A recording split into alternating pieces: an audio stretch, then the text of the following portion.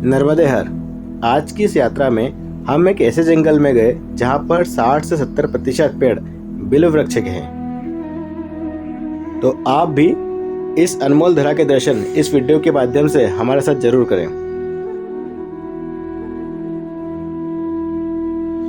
यह वनस्पति से ओतप्रोत जंगल बढ़वा के पास जौन ऋषि आश्रम से प्रारंभ होता है, जो कि कोठावा घाट तक होता है। कोठावा घाट पर मां नर्मदा के स्वर्णिम दर्शन होते हैं।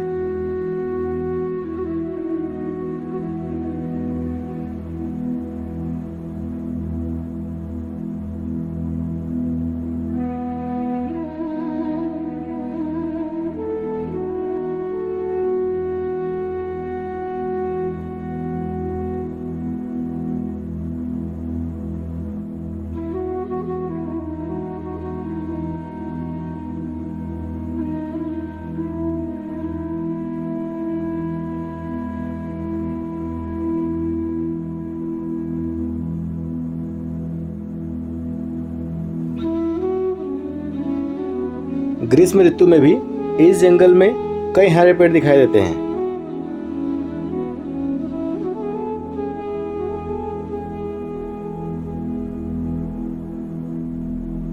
यह क्षेत्र जल संपदा से भी ओतप्रोत है, जहां पर बारिश के दिनों में इस क्षेत्र की यात्रा करना बहुत ही दुर्गम है।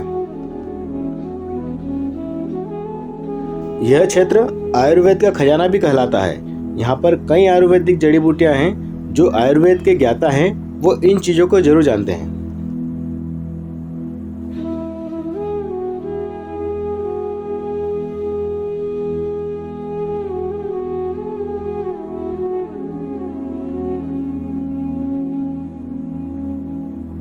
तो आइए इस क्षेत्र की यात्रा करें और साथ ही शैलेंद्र नारायण घोषाल जी का एक छोटा सा अनुभव हम साथ में शेयर करें।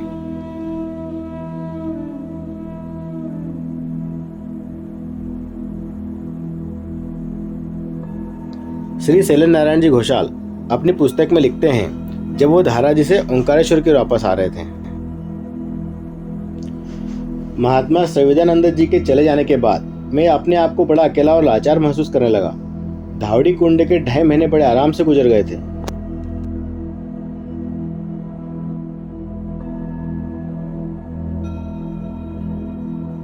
वे लिखते हैं, एक लिंगी स्वामी जी का तपोवन, गुरु चरणों में निवेदित प्राण, अभयानंद जी और विशेषकर संविदानंद जी का स्नेहल संग मुझे बार बार याद आने लगे।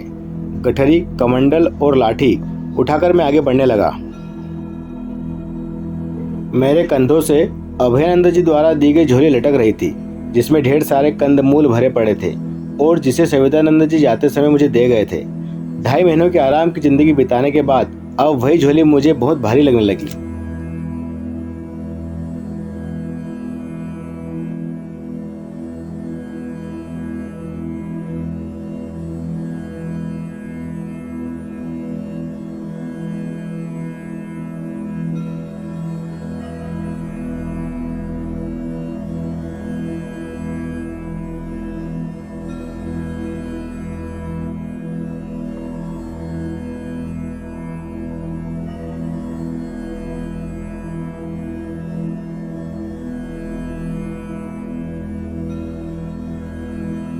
पहाड़ी रास्ता तय करना बड़ा दूभर लग रहा था। एक तो बरसाती पानी पाकर पहाड़ के मेड़ों में लताएं और झाड़ियां बेशुमार बढ़ गई थी, दूसरे छोटे नुकीले पत्थर भी उसमें ढक गए थे। नतीजा था दुर्गम रास्ता। वे लिखते हैं, खैर नर्मदा को सामने रखकर मैं आगे की राह तय करने लगा, मगर मेरी आंखों के सामने बार बार संविदानंद जी का मुखड़ा उभरने लगा।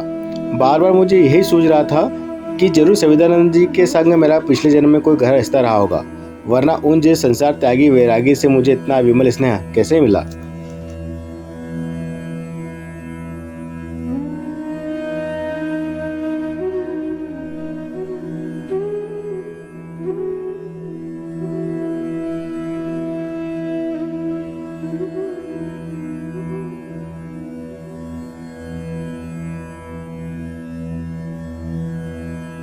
वे अपने विचार से चले जा रहे थे, तभी पीछे से किसी ने आवाज दी, आप कहाँ से आ रहे हैं? क्या परिक्रमाकारी हैं? आज इस गांव में 4-5 तेंदुए जंगल से निकलकर हमला बोल गए हैं, आप होशियारी से जाइएगा। वे लिखते हैं, मैं अनमना सा अपनी राह चले जा रहा था। बार बार संविदानंद जी का स्नेहल चेहरा मेरे मन मुकुर में उभर रहा था। अचानक इस आदमी के कठोर स्वरों ने मुझे चौंका दिया।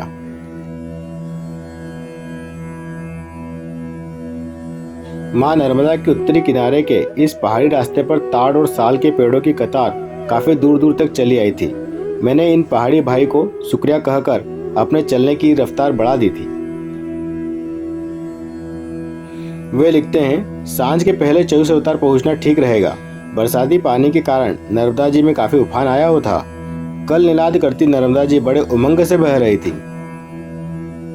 उनके जल पर सूरज की किरणों के गिरने से नर्मदा का बहाव यूं लग रहा था मानो एक विशालकाय सुनहरी पन्नी पड़ी हुई है। रास्ते के मोड़ के घूमते ही दूर एक जलती चिता दिखाई दी। मैं समझ गया कि वो जरूर कोई पुण्यात्मा उत्तरायण के इस लगन में परलोक सिधारे हैं। खैर, मैंने दिवंगत आत्मा को नमस्कार जताया, झोला कमंडल उठाया और 24 अवतार घाट की ओर चल दिया। कुछ और आगे चलकर मुझे वही नागफनी वालों का महेशगिरी घाट दिखाई दिया।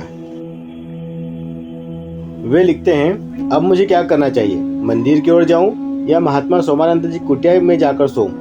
पर अगर वह वहां ना रहे तो, और अगर रहे भी तो पगले बाबा मुझे अपने पास भटकने देंगे या नहीं, मैं नहीं जानता था। वह मुझे सरासर भगा भी सकते थे। फिर भी मुझे उनके दर्शन तो दोबारा मिल ही जाते। यही 5-7 विचार कर मैं उनकी कुटिया की ओर चल दिया। मैं जब वहां पहुंचा तो सूर्यास्त हो गया था। कुटिया में अटल मौन विराज रहा था। मैंने कई बार हर नर्मदे की बोली लगाई, मगर फिर भी कोई जवाब नहीं मिला। गठरी उतार कर मैंने उसमें से मोमबत्ती और दिया सलाई निकाली। फिर मोमबत्ती को जला दिया। अंदर जाकर देखा कि भीतर के आलम में तहस नहस का पूरा नजारा मौजूद था। बरसाती पानी के कारण फर्श अभी भी गीला था। शायद अंदर गाय भैंस आकर गई होगी। मोमबत्ती बुझाकर मैं झोले में वापस डाल ही रहा था कि पीछे से एक आवाज आई और मैं पूरी तरह चौंक गया। कोई कह रहा था, अरे भाई साधु जी, हम तो पहले ही आपको आगाह कर चुके थे कि इधर तेंदुओं का बहुत ही खतरा है। कुटिया में आप क्यों घुसे थे? वह पगले बाबा यानी सोमानंद जी महाराज करीब 3 महीनों से यहाँ नहीं रहे हैं, कहीं चले गए हैं। कहते कहते लाठी पटकते हुए मेरे सामने से चले आए। शाम वाले इस सज्जन की आवाज बहुत ही कर्कश थी। मुझसे बोले, अभी आप चले जाइए मंदिर में। उनको धन्यवाद कह के मैं मंदिर की ओर चल दिया, जहाँ पर शाम को सायंकालीन आरती हो रही थी। वहां पर पंडित जी ने मुझे हंस के पूछा, क्या आपकी परिक्रमा हो गई है? क्या आप रेवा संगम तक की परिक्रमा पूरी करके आए हैं क्या? मैंने पंडित जी को संक्षेप में सब कुछ बता दिया। मैंने बताया कि कैसे मैं नागा साधुओं के झुंड के साथ भेड़ खेड़ा से जंगल से निकला था, कैसे गलती से धावड़ी कुंड की परिक्रमा मुझसे छूट गई थी और मैं ओंकारेश्वर वापस आ रहा था, कि ओंकारेश्वर में नागा भाइयों से अलग हो जाने के बाद कैसे रास्ते में एक महात्मा मिले जिन्होंने मुझे धावड़ी कुंड में परिक्रमा कर लेने का निर्देश दिया, और कैसे मैं धावड़ी कुंड में ही बरसात के 2.5 महीनों तक अटका रहा। श्री शैलन नारायण जी घोषाल की यात्राएं बड़ी रोमांचकारी रही थी। जब हम इन जंगलों की यात्रा करते हैं, जब इन क्षेत्रों में पहुंचते हैं और इन मंदिरों के पवित्र पावन क्षेत्रों को देखते हैं, तो वास्तविक लगता है कि यह धरा कितनी पवित्र है।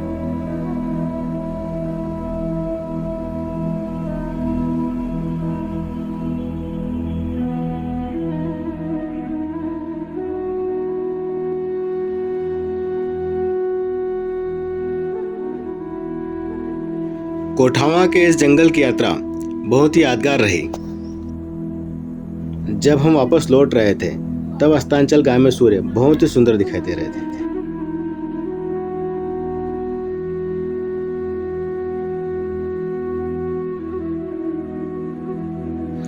खेतों में मोरों के झुंड दौड़ भाग कर रहे थे।